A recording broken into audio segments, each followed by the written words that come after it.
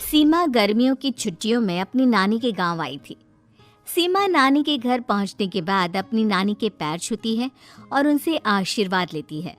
तभी उसकी नानी उससे कहती है, इतनी बड़ी हो गई मेरी सीमा, चल जल्दी से हाथ मुंह धो ले, मैं तेरे लिए खाना लगा देती हूँ। भूख लगी होगी ना? हाँ नानी, भूख तो लग रही है मुझे, आपके हाथ के बने हुए पीले दाल और चावल खाने की। कितना टाइम हो गया है मुझे आपके हाथ का बना हुआ दाल चावल खाए हुए। तू तो नौकरी में व्यस्त थी, तो तुझे कहाँ से टाइम मिलेगा अपनी नानी के लिए? और जब इतने टाइम बाद आई है तो ज्यादा टाइम के लिए रुक कर जाएगी तू। हाँ नानी, इस बार पूरे 2 महीने के लिए आई हूँ। सीमा की नानी अंदर जाकर उसके लिए खाना बनाने लगती है। सीमा कमरे में अकेली होती है, तभी उसे किसी औरत के रोने की आवाज़ सुनाई देती है। वो कभी खिड़की से बाहर झांकती है तो कभी दरवाजे से बाहर झांकती है। उसे समझ में नहीं आ रहा होता है कि आखिर रो कौन रहा है। तभी नानी खाना लेकर आ जाती है। वो अपनी नानी से कहती है, नानी, कोई औरत रो रही है क्या? मैं जब से यहाँ आई हूँ तब से मुझे यहाँ किसी औरत की रोने की आवाज़ आ रही है। हे भगवान, कहीं ये वही तो नहीं? बोलो ना नानी। अरे कोई नहीं रो रहा, ये तेरे मन का वहम है। और तू ना अब खाना खा ले, ज्यादा यहाँ वहाँ की बातों में ध्यान मत दिया कर। जल्दी से खाना खा और फिर मेरे साथ आ जा मेरे कमरे में, दोनों बैठकर खूब सारी बातें करेंगे। ऐसे ही अगले दिन सीमा अपनी नानी के साथ गांव के बाजार जा रही होती है। उसी रास्ते में फिर से किसी औरत के रोने की आवाज आती है। वो अपनी नानी से कहती है, अरे नानी, क्या सच में तुम्हें अभी भी किसी औरत की रोने की आवाज नहीं सुनाई दे रही? मुझे किसी औरत की बहुत बुरी तरीके से रोने और चीखने की आवाजें आ रही है। मैं बहुत परेशान हूँ नानी, आखिर ये कौन है? मुझे लगता है कि सीमा को शहर भेज देना चाहिए, यहाँ रहना उसके लिए ठीक नहीं। नानी बोलो ना, आप चुप क्यों हो जाती हो? सीमा, तू घर चल, मुझे तुझसे बहुत जरूरी बात करनी है। नानी सीमा को घर ले आती है और सीमा से कहती है, सीमा, कल सुबह तू शहर वापस चली जाएगी। अरे अचानक? आखिर क्या बात है नानी? आप मुझे ऐसे जाने को क्यों कह रही हो? मैं बस जो कह रही हूँ उस पर ध्यान दे। तू कल सुबह यहाँ से चली जाएगी, और ये बात मैं कोई मजाक में नहीं बोल रही। तू कल जाएगी तो मतलब जाएगी। अरे नानी, चली जाऊंगी मैं, ठीक है, पर आखिर बात क्या है ये तो बता दो। मम्मी से कोई बात हुई है या फिर मुझसे कोई गलती हुई है जो तुम मुझे अचानक से जाने के लिए बोल रही हो? देख सीमा, रात बहुत हो चुकी है और मुझे इस बारे में कोई बात नहीं करनी। चल, अब चल के मेरे साथ सो जा। सुबह की बस पकड़कर तुझे शहर भी तो जाना है। सीमा को अपनी नानी का ऐसा व्यवहार देखकर बहुत ही अजीब लगता है। उसे कुछ समझ में नहीं आ रहा होता है कि आखिर उसकी नानी उसे अचानक से गांव छोड़कर जाने के लिए क्यों कह रही है। ये सारी बातें सोचते सोचते सीमा की आंख लग जाती है और वो अपनी नानी के साथ सो जाती है।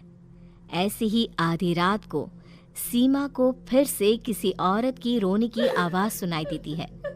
वो उस औरत की आवाज सुनकर बार बार करवटें बदल रही होती है और तभी उसे सपने में भी एक अजीब सी औरत की परछाई दिखाई देती है, जो इतना चीख चीख कर रो रही होती है कि सीमा डरकर उठ जाती है।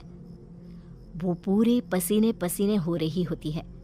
वो अपने आसपास देखती है तो घर में बिल्कुल शांति का माहौल होता है। सीमा घबरा जाती है। वो अपनी नानी को जगाने की कोशिश करती है मगर उसकी नानी नहीं जगती। सीमा को फिर से उस औरत की रोने की आवाज़ सुनाई देती है। आखिरकार सीमा अपने आप को रोक नहीं पाती और वो घर का दरवाजा खोलकर बाहर निकलती है। आखिर ये माजरा क्या है? आज तो मैं पता करके रहूंगी। अब आवाज का पीछा करते हुए सीमा आधी रात को गांव के चौपाल के पास बने कुएं के पास पहुंच जाती है, जहां कुएं की चारों ओर बेड़ियां लगी होती हैं। उन बेड़ियों में लगे हुए ताले के साथ एक लाल रंग का कपड़ा और माता रानी का कलावा बंधा होता है। उस कुएं में से सीमा को किसी के रोने की आवाज आती है। सीमा परेशान हो जाती है। इस कुएं में कौन है? कौन है यहाँ? सुनो, कौन है? कौन रो रहा है? वो चिल्ला चिल्ला कर पूछती है और साथ ही लोगों को जगाने की कोशिश करती है, मगर किसी को भी उसकी आवाज सुनाई नहीं देती। अब सीमा खुद उस कुएं के पास की बेड़ियों और तालों को खोलने की कोशिश करती है और किसी तरह कुछ देर की मशक्कत के बाद सीमा उसको खोल भी देती है। और जैसे ही वो कुआं खोलकर उसके अंदर झांकती है, सीमा उस कुएं में गिर जाती है। इतने में उसकी नानी की नींद भी खुल जाती है और सीमा को पास ना देखकर नानी परेशान हो जाती है। नानी घबराकर पूरे घर में उसे ढूंढने की कोशिश करती है, जिसके बाद उसकी नानी और सभी लोग उस खूनी कुएं के पास जाते हैं और सीमा की नानी कुएं के पास खड़ी होती है। सभी गांव वालों और सीमा की नानी को सीमा के चिल्लाने की आवाज आती है। बचाओ! कोई मुझे बचाओ! मेरी बच्ची, हम आ गए। हम तुझे बचा लेंगे। नानी, मुझे यहाँ बहुत डर लग रहा है। यहाँ इंसान की कटी हुई मुंडिया, हाथ, पैर और कंकाल है और खून भी है। नानी, मुझे डर लग रहा है। आप सब मेरी मदद कीजिए, नहीं तो ये खूनी कुआं मेरी बच्ची को भी खा जाएगा। अरे मुझे तो ये समझ में नहीं आ रहा कि आखिर इस खूनी कुएं को खोला किसने। सालों पहले इसको इतनी मुश्किलों के बाद तांत्रिक बाबा ने बंद किया था। अरे पूरा गांव खूनी कुएं के बारे में अच्छे से जानता है, तो कोई भी जानबूझकर तो ऐसा करेगा नहीं। मतलब किसी ने अनजाने में इसे खोल दिया है भैया। सीमा को इस बारे में मालूम नहीं था और जब से वो यहाँ आई थी तभी से उसे किसी औरत के रोने की आवाज़ें भी सुनाई दे रही थी। कहीं सीमा ने ही तो उसे नहीं खोला। अगर ऐसा है तो फिर सीमा का बचना बहुत मुश्किल है। वहीं कुएं के अंदर सीमा रोते हुए बैठी होती है कि उसे आवाज सुनाई देती है, जो कुएं के बाहर खड़े गांव वालों में से किसी को सुनाई नहीं देता। आज सालों के बाद मुझे ताजा खून मिलेगा। तेरा खून पीकर आज मैं अपनी प्यास बुझाऊंगा।